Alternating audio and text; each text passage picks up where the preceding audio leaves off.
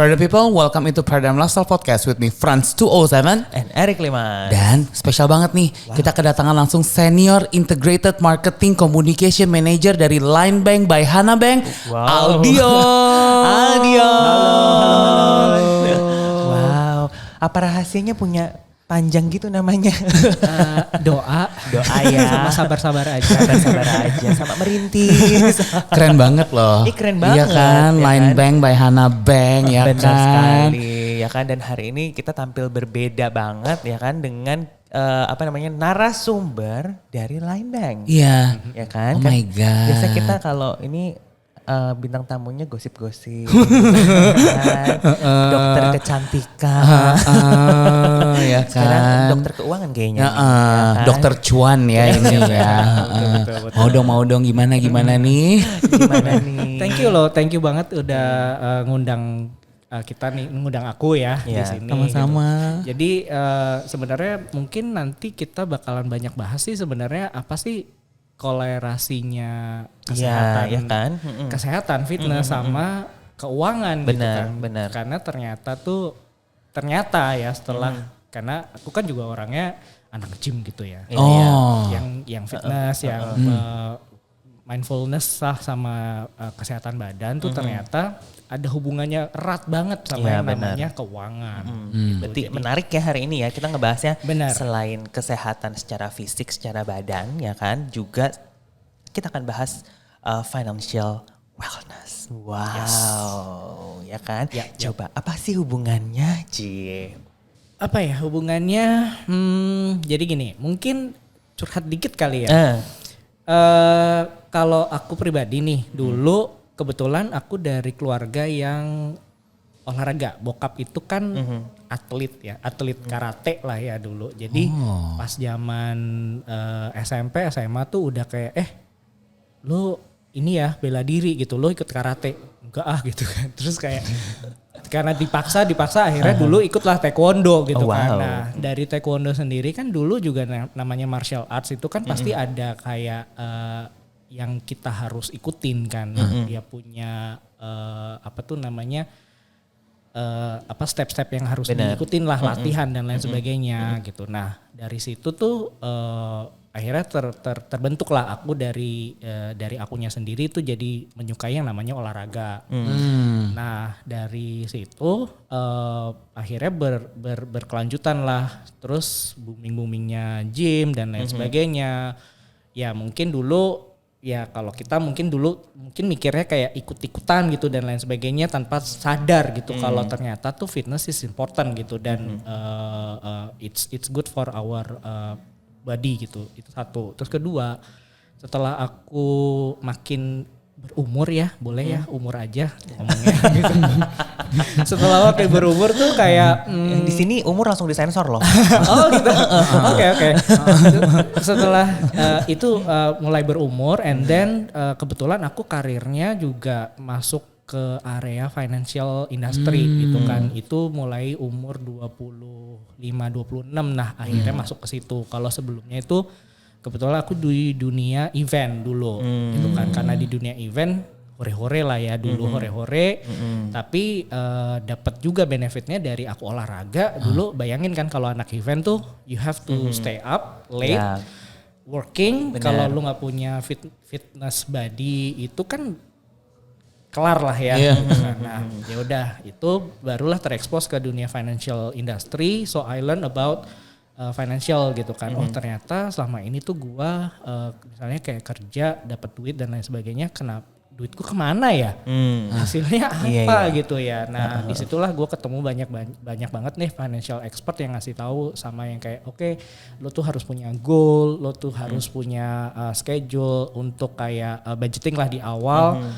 Nah itu yang bisa gue relate ternyata hari ini nih karena kita ngobrolin soal financial and fitness gitu, ternyata dua itu tuh berkorelasi dekat gitu karena apa yang kita rencanakan nih, kayak kita ngomongin soal fitness deh, kita kan fitness nggak ngasal datang gue mau hari ini lari doang, enggak kan.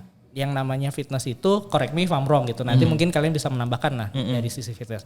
Kalau aku sendiri kan dalam 1 minggu itu aku punya jadwal, misalnya hari ini aku mau latihan kaki, mau latihan chest, back, mau cardio. Itu tuh nggak ngasal gitu kan, nggak yang kayak oke, gue hari ini chest, besok gue chest, besok chest. Iya, jadi segini-gini. Iya, itu Ya takut. Gimana? Segini. Gak ada yang muat nanti. exactly gitu. Itu kan namanya perencanaan kan. Nah, itu ada korelasinya sama yang namanya keuangan gitu yang tadi aku sebutkan, budgeting gitu. Kalau lu nggak punya budgeting di awal, and then lu sama tadi tuh belajar yang namanya kayak perencanaan, lu mau latihan apa, itu satu ya, baru satu gitu kan yang nggak akan dapat. Itu baru satu gitu. Sebenarnya masih banyak lagi. Jadi kayak misalnya kita ngomongin selain perencanaan. Terus 2, it's all about tracking your progress. Tracking your progressnya itu apa? Sama aja. Kalau kita nge-gym kan kita juga selalu taking kita punya intake, diet intake kita apa, hari ini makan apa. Benar. Berarti besok kita bisa cheating mau makan apa gitu. Nah itu sama halnya dengan kayak kita ngomongin financialnya juga sama gitu. Kayak oke, gue udah budgeting segini, terus apakah kelar sampai situ? Enggak gitu, karena kita juga harus tahu hari ini gue ngeluarin duit buat apa aja, benar nggak sesuai dengan budget gue atau enggak, atau ternyata ada sesuatu yang kita nggak bisa predik dan kita harus keluarin. Correlate kan? Benar. Itu 2. Terus ketiga kita ngomongin soal dua-duanya itu personal. Misalnya nih, kalau aku sama Frans sama Eric gitu ya, pasti punya fitness goalnya berbeda. Betul. Gak mungkin kan sama gitu. Atau mungkin fitness goalnya sama tapi step-step yang dilakukan berbeda. Betul. Karena apa yang might work for me, might work for you, might not work for him. Sama juga dengan finances gitu. Karena misalnya kita ngomongin let's say aku punya income 10 to 20 million gitu per month. Kita sama-sama punya gitu. Tapi kita punya kebutuhan dan kehidupan yang berbeda gitu. Kita let's say aku ada harus bayar A, B, C, D, E. Benar. Orang lain benar, tanggung jawab yang berbeda, terus kebutuhan, intinya kebutuhan dan keinginan kita kan berbeda. It's personal, right? Benar. Gitu. Jadi balik lagi itu yang akhirnya aku merimain, oh ternyata dari fitness, kesehatan fisik ini sangat closely sama keuangan gua. Itu 3. Terus keempat, it's all about kebiasaan. Jadi recent study yang aku baca gitu kan. Jadi kedua-duanya ini sih finance and fitness itu tuh it's all about behavior, kebiasaan gitu kan. Jadi kayak misalnya kita ngomongin soal oke, gua mau badan gue six pack, ya mau bigger chest tadi ya, gede gitu ya. Kalau misalnya itu tidak dilakukan secara rutin atau menjadi kebiasaan, you think it will happen?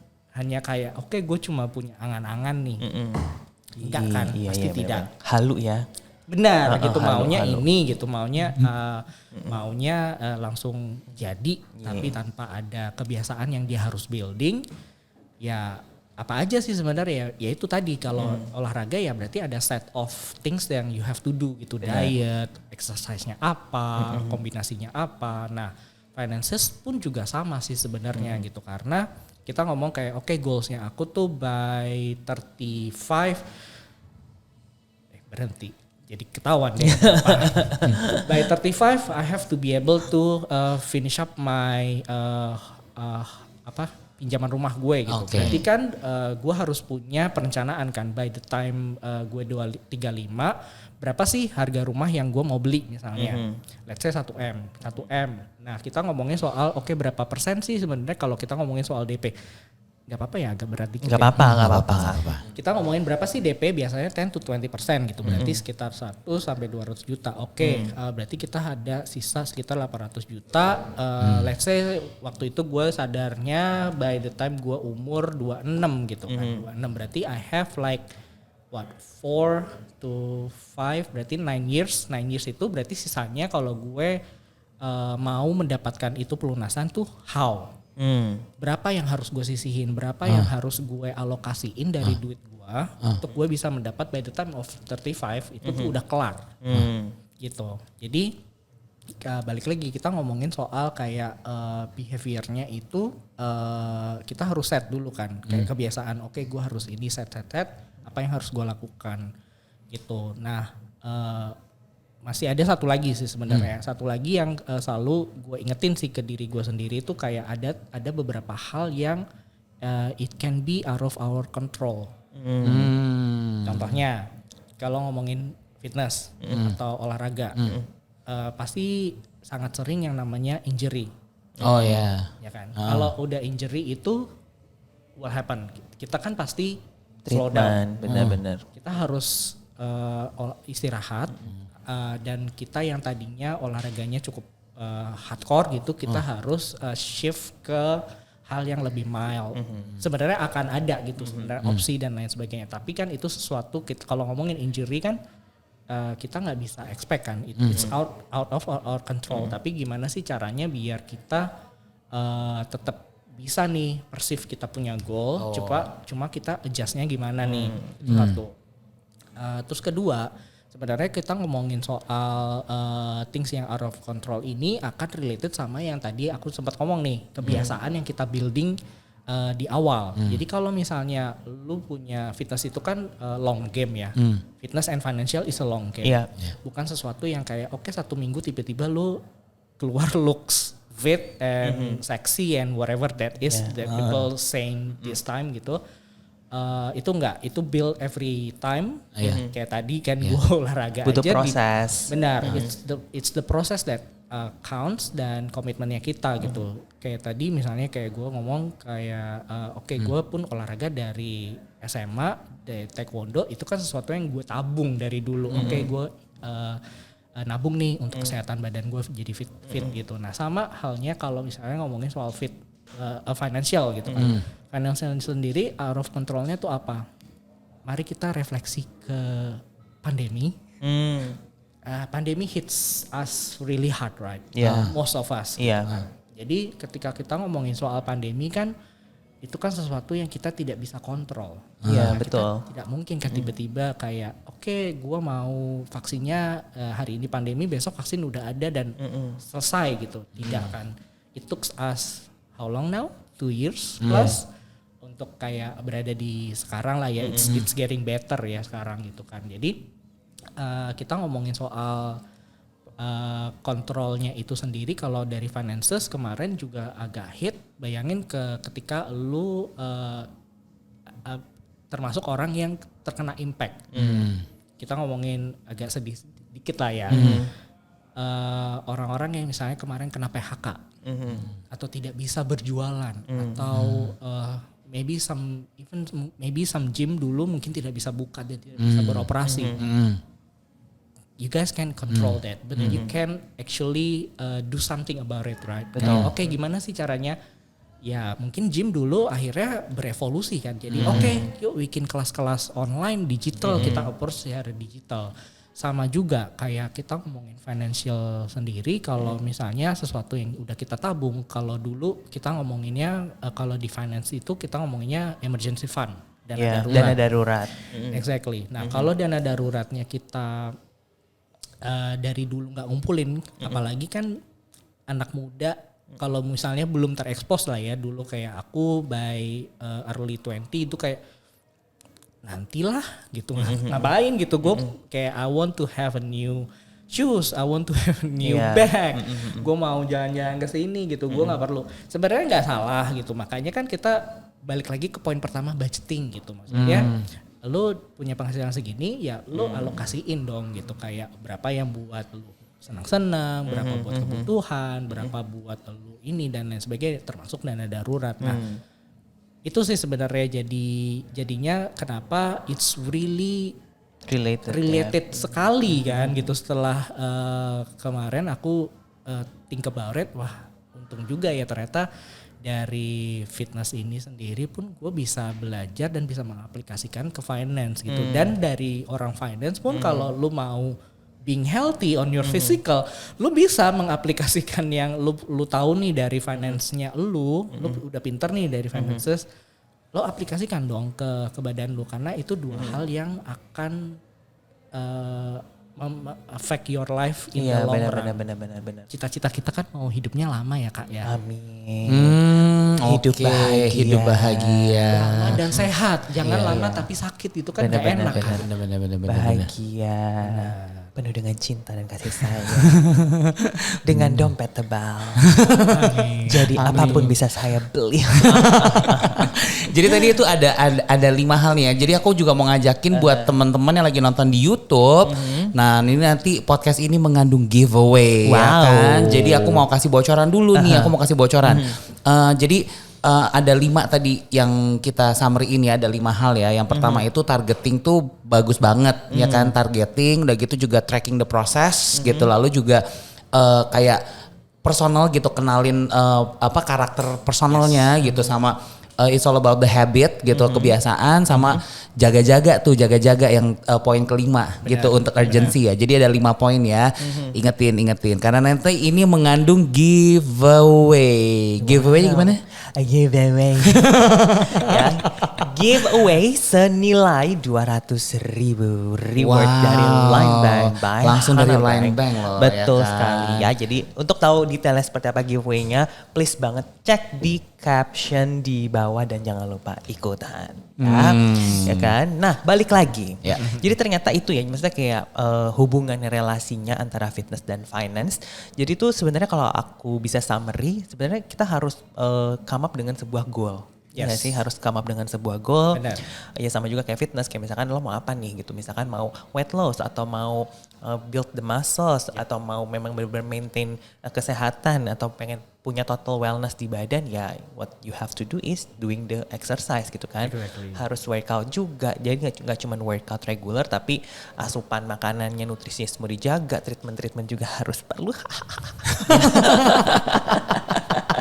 Ya kan, karena ya itu kan that's the part of total wellness di badan kita dong, ya kan. Benar, Dan benar. untuk kita ngedapetin goal yang kita mau ya butuh proses, butuh journey, ya kan. Sama aja kayak aku contohnya ngeliat kesuksesan aku sekarang kayak begini kan, aku ada journey-nya. Benar. Ya.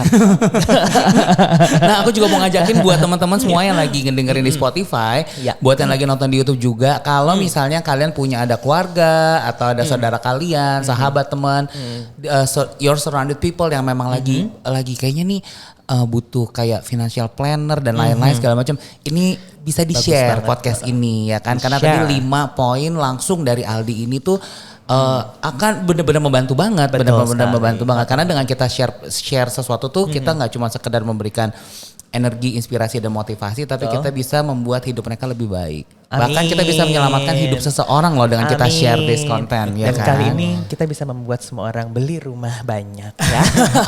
Amin. Ya, Amin. Ya bener dong. Bener, amin, Kita amin. kayak ada goal, ada prosesnya yang dilakuin step by step karena nggak instan, ya kan. Exactly. Ya sama aja sama dengan finance. Tujuan finance kita tuh sebenarnya apa, ya kan? Dan we go for it gitu. Kita plan bener-bener dari awal. Oke, kita harus gini dan harus jadi kebiasaan juga untuk at least tuh punya savings yang tepat, ya kan.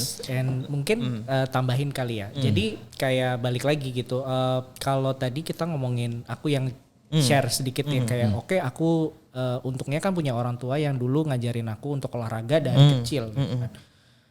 Itu yang tidak aku dapat waktu itu financial gitu, karena dulu tuh kita ngomongin finance itu kan agak tabu ya, bahkan in family itself dulu pun kita nggak pernah kan kayaknya dengan orang tua tuh kayak oke, I make this much of money, biasanya nyokap kan biasanya menteri keuangan di rumah gitu kan.